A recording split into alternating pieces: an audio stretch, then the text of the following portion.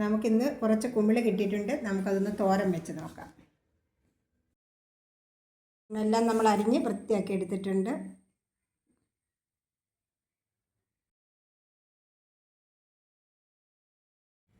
കുമിളെല്ലാം നമ്മളൊന്ന് കഴുകി വൃത്തിയാക്കി മഞ്ഞപ്പൊടിയൊക്കെ പുരട്ടി വെച്ചിട്ടുണ്ട്.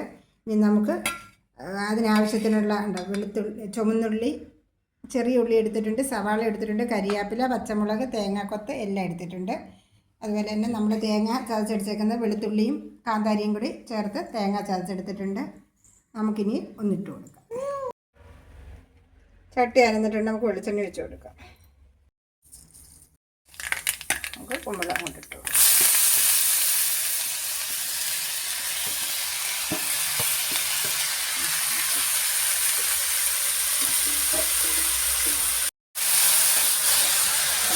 എല്ലാം കൂടെ ചേർത്ത് കൊടുക്കാം. നമ്മൾ തോരൻ വെച്ചെടുത്താൽ ഭയങ്കര ടേസ്റ്റാണ് ഈ തോരന്. വെച്ചേക്കെല്ലാം കൂടെ നമുക്ക് അതിലോട്ട് ഇട്ട് കൊടുത്ത് ഒന്ന് മൂടി വയ്ക്കാം.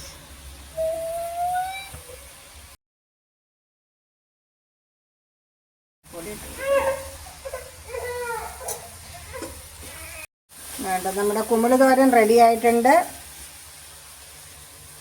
നമ്മുടെ കുമിള് തോരൻ ഇഷ്ടപ്പെട്ടിട്ടുണ്ടെങ്കിൽ സപ്പോർട്ട് ചെയ്യാൻ മറക്കരുത്.